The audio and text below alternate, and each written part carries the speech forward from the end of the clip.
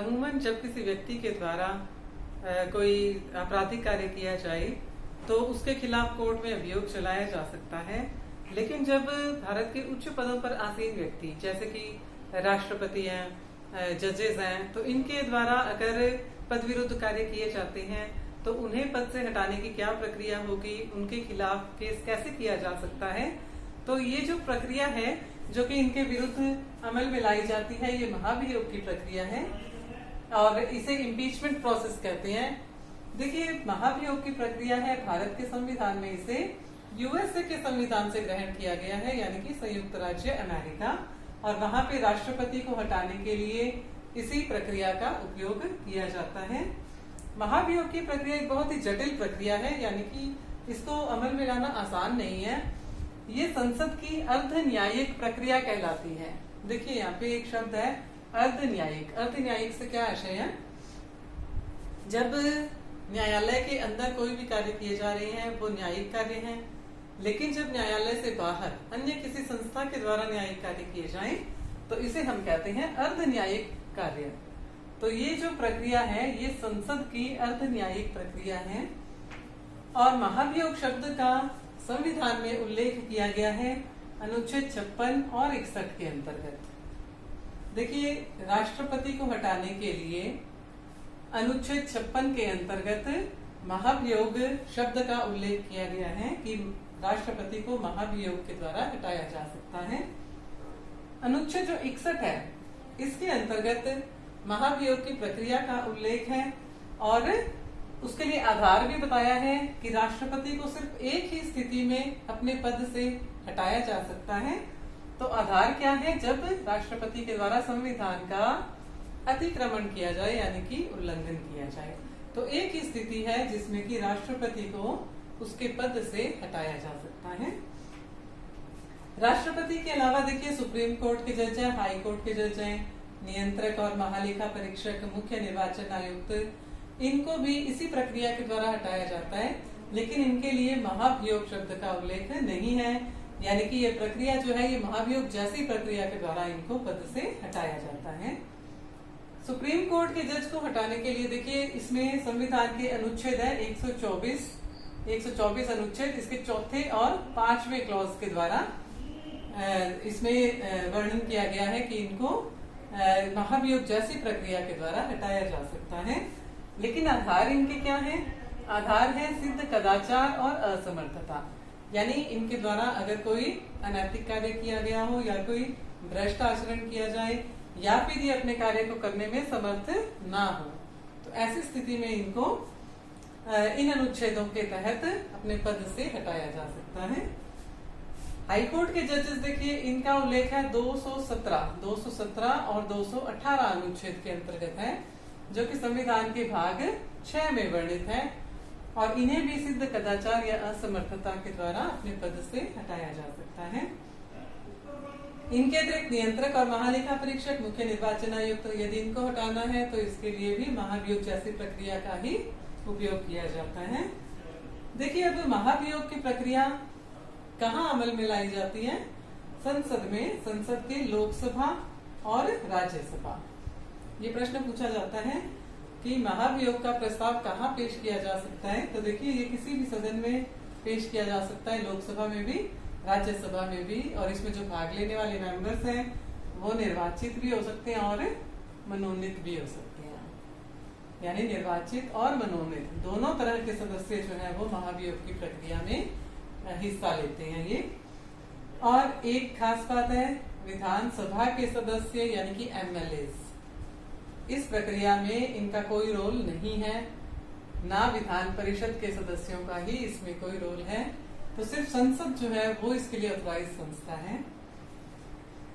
देखिए, महाभियोग की प्रक्रिया बहुत इंपॉर्टेंट है ये टॉपिक, और इससे संबंधित जो है कई प्रश्न परीक्षाओं में पूछे जाते हैं।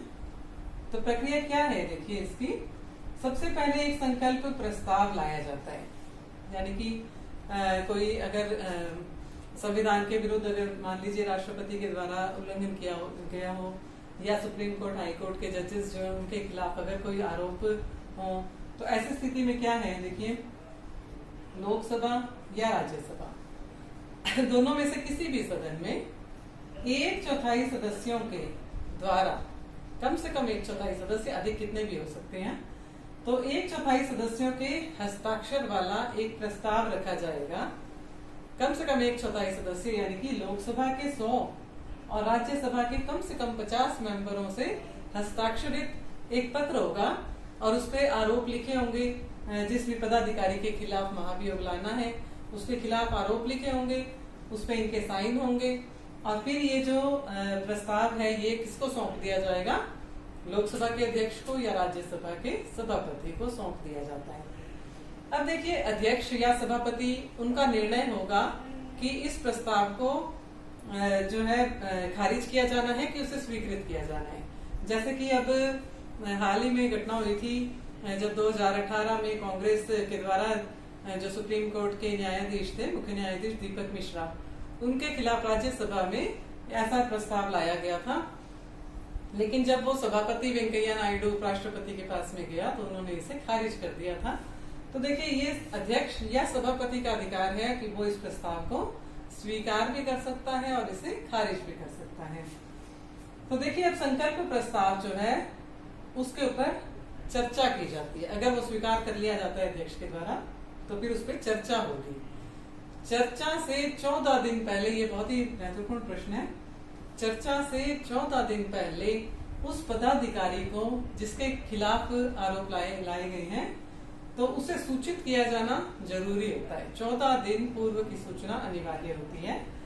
फिर क्या होता है, सदन में चर्चा यानी कि वोटिंग भी होती है और 2/3 बहुमत से, सदन की कुल संख्या के 2/3 बहुमत से अगर ये प्रस्ताव पारित हो जाता है तो उसे फिर नेक्स्ट अदर सदन में उसे भेजा जाता है। फिर वहां पे क्या होता है, एक जांच समिति बिठाई जाती है। जांच समिति में 3 मेंबर होते हैं। एक तो सुप्रीम कोर्ट का जज, या तो मुख्य न्यायाधीश होंगे या फिर कोई अन्य जज। एक हाई कोर्ट के मुख्य न्यायाधीश होने चाहिए कमेटी में, और तीसरे कोई भी कानूनविद जिनको अध्यक्ष या सभापति उचित समझे वो उनको इस जांच समिति में रख लेते हैं। और जांच समिति जो है वो सभी आरोपों की बारीकी से जांच करती है। जांच के समय जिस भी पदाधिकारी के खिलाफ आरोप हैं उसे स्वयं या फिर अपने किसी प्रतिनिधि को वो जो है अपना पक्ष रखने के लिए भेज सकता है। और फिर क्या होता है, जांच समिति अपनी रिपोर्ट जो है वो किसको दे देती है? सदन के अध्यक्ष को दे देगी। और फिर वो क्या करते हैं, उसके बाद में चर्चा होती है और वोटिंग होती है दूसरे सदन में। और अगर वहां भी 2/3 बहुमत से अगर पारित हो जाए प्रस्ताव, अगर 2/3 बहुमत से पारित हो जाए, जो कि बहुत ही मुश्किल है ऐसा होना, तो अगर पारित हो जाता है तो पदाधिकारी जो है वो इसके पारित होने की तिथि से, अगर राष्ट्रपति के खिलाफ है तो पारित होने की तिथि से राष्ट्रपति अपने पद से हट जाते हैं।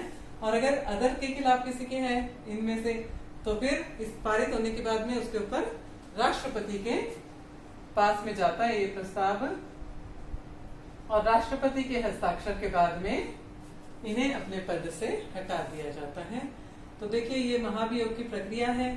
और अब तक, आज तक किसी भी राष्ट्रपति के खिलाफ जो है महाभियोग की प्रक्रिया नहीं लाई गई है।